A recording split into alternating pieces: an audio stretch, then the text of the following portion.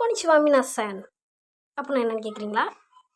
நான் சொல்ல மாட்டேன், தெரிஞ்சவங்க கமெண்டில் சொல்லுங்கள். சரி, என்னடா அவன் வள குழந்தை பேசுகிறானேன்னா தப்பாக எடுத்துக்காதீங்க. ஆக்சுவலி இன்றைக்கி நம்ம என்ன பண்ண போகிறோம்னா போக்கேமான் எடுத்து தான் விளாட போகிறோம். பட் ஒரு நம்மளோட ஃப்ரெண்டு கூட விளாட போகிறோம். ஃப்ரெண்டுங்கிறவரோட இவரை பார்த்தீங்கன்னா ஆல்சோ வந்து ஒரு யூடியூபர் தான். இவரோட சேனல் லிங்க் வந்து லிங்க்கை பார்த்தீங்கன்னா டெஸ்கிரிப்ஷனில் கொடுத்துருக்கேன். மறந்துடாமல் போய் பார்த்தீங்கன்னா அது அவரோட சேனல் வந்து சர்ச் பண்ணி பாருங்கள். ஸோ ஓகேவா மக்களே? ஸோ இன்றைக்கி பார்த்தீங்கன்னா நம்ம ஒரு வேறு லெவலான ஒரு கேம் பிளேயோட வந்திருக்கோம். அதுவும் ஒரு தமிழ் யூடியூபரோட. கேட்குறதுக்கு ஆச்சரியமாக இருக்கலாம், ஆமாங்க. ஸோ ஓகே, அவரோட மென்ஷன் வாங்கி பார்த்தீங்கன்னா டைட்டில் வந்து மென்ஷன் பண்ணி வச்சுருக்கேன்.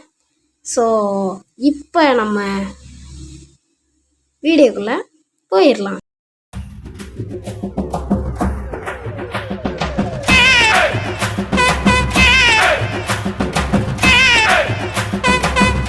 மக்களே, இப்போ கண்டென்ட்டுக்குள்ளே வந்துடலாம். இனிமேல் பார்த்தீங்கன்னா நம்ம சேனல்லேருந்து வரப்போகிற கேம்ஸில் பார்த்தீங்கன்னா ஒரு சில கேம்ஸில் வந்து நம்ம கூட வந்து இவர் விளாட்றதா சொல்லியிருந்தார் கமெண்ட்டில்.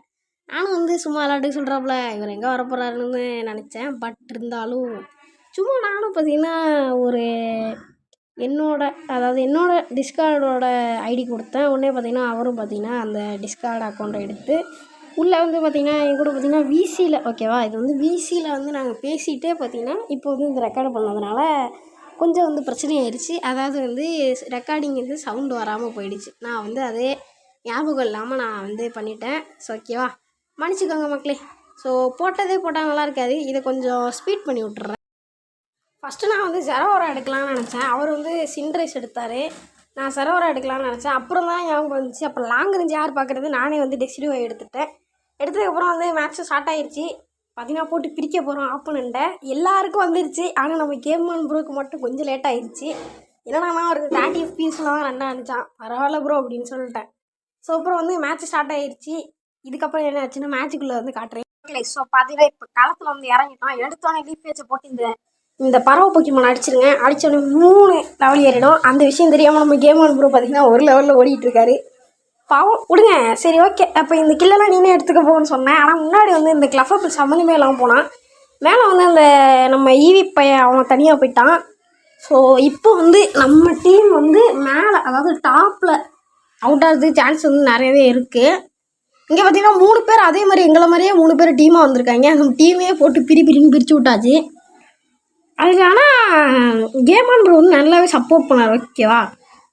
ஸோ வந்து பயங்கரமாக சப்போர்ட் பண்ணாருங்க. நன்றிகள் ப்ரோ, நீங்கள் வந்து என் சேனலில் வந்து விளாண்டுறதுக்கு ரொம்ப நன்றி, ஓகேவா. Thanks bro.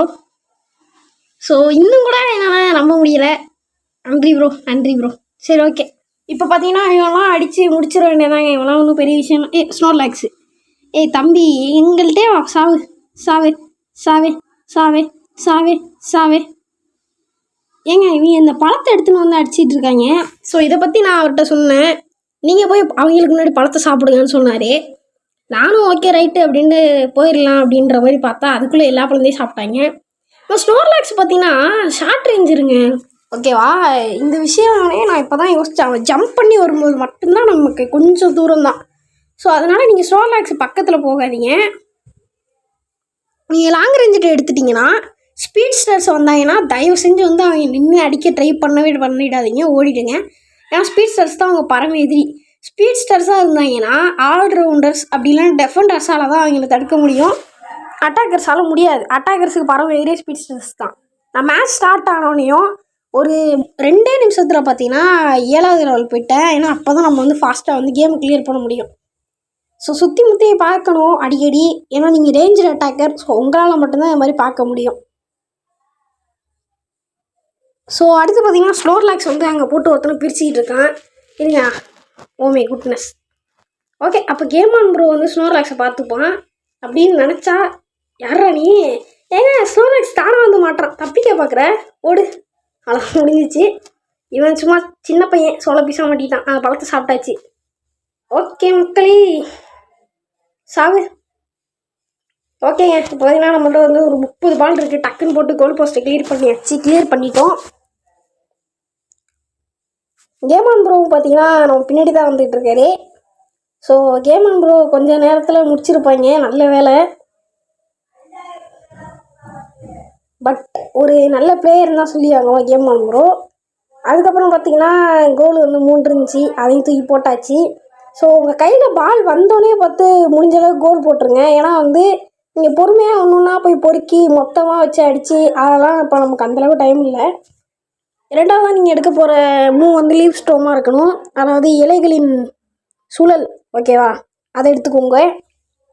இதை பயன்படுத்தும் போது உங்கள் எதிரி வந்து கொஞ்சம் கொலாப்ஸ் ஆகி பின்னோக்கி தள்ளப்படுவான். அதனால தான் பார்த்தீங்கன்னா அதை எடுக்கிறது. நான் வந்து பார்த்தீங்கன்னா கேம் விளாடும்போது ஆக்சுவலி பார்த்தீங்கன்னா எனக்கு ரெக்கார்டிங்லலாம் பார்த்தேன். கேம் விளாடும்போது நான் பார்க்குறேன், என்னடா திடீர்னு ஆளை காணுமே வர அப்படின்ட்டு. சரின்ட்டு நானும் சரி கண்டுக்காமல் விட்டுட்டேன். அப்புறம் பார்த்தா அந்த ஆள் என்னன்னா போய் 1v5 பண்ணிட்டுருக்காரு சம்மந்தமே இல்லாமல். அப்புறம் ஏதோ தப்பிச்சு அவங்க வந்து ஓடிட்டாங்க. எதனாலனா மேலே வந்து ரெஜிலிக்கு ஸ்பான் ஆகிட்டு நம்ம அடிச்சாகணுன்னு அவங்க டீம் போட்டு ஓட்டாங்க. பார்த்தீங்கன்னா அவங்க பின்னாடியே அப்படியே நைஸாக ஃபாலோ பண்ணி போயிடும். ஸோ வந்து அது வரைக்கும் நான் எதுவும் பெருசாக நான் ஒன்றும் கண்டுக்கல, என்னடா ஆக போகுது அப்படின்ற மாதிரி. சின்ரஸ் ப்ரோவும் பார்த்தீங்கன்னா என் பின்னாடி தான் வந்துகிட்டு இருந்தார். அதுவும் பாருங்களேன், ஸ்லோவாக வருவோன்னு தெரிஞ்சும் வேணும்னே அப்படி பண்ணுறாருங்க. அதான் கொஞ்சம் வந்து கடுப்பேற்றுறாரு, வேணும்னே பண்ணுறாரு.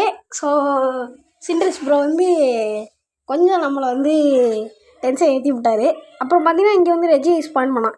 ஏன்னா யாருமே இல்லை ரெஜிஸ் அட்டாக் பண்ணுறான்னு நினச்சிங்கன்னா கன்ஃபார்ம் கிடையாது. இங்கே பாருங்கள் மேலே சேர்மேண்ட்ரு ஒரு ஒயில் போக்கிமான் வந்து அட்டாக் பண்ணுதுன்னா, ஏன்னா வந்து உங்களால் வந்து ஆப்போசிட் போக்கிமானை வந்து தூரத்துலேருந்து பார்க்க முடியாது.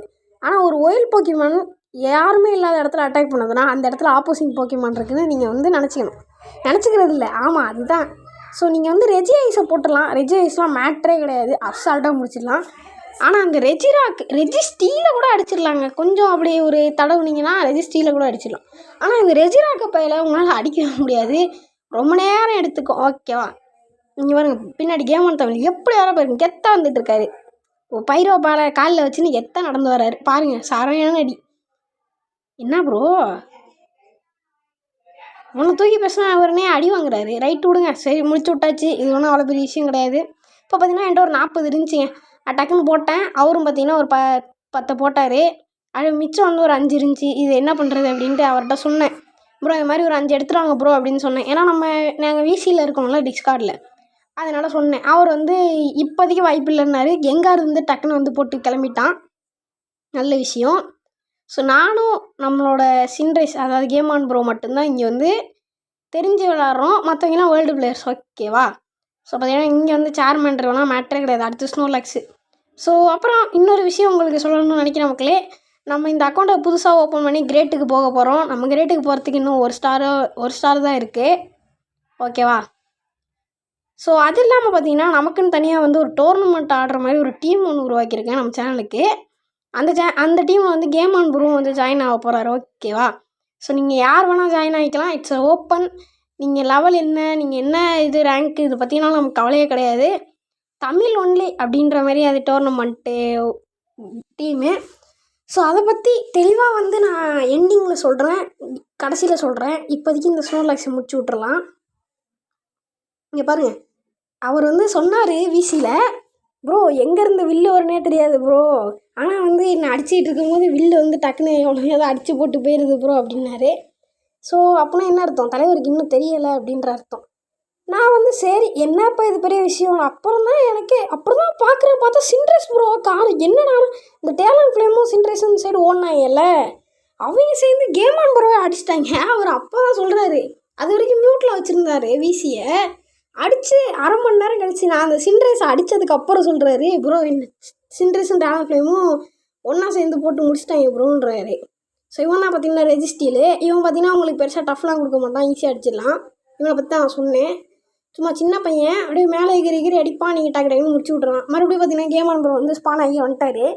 ஆனால் கேம் ஆன் ப்ரோ அடிச்சிட்டாங்கிறத நான் எதிர்பார்க்கவே இல்லை. இருந்தாலும் ஏதோ ஒரு ஃப்ளோவில் பார்த்தீங்கன்னா சார்ஜருக்கு ஒன்று விடுவாங்க.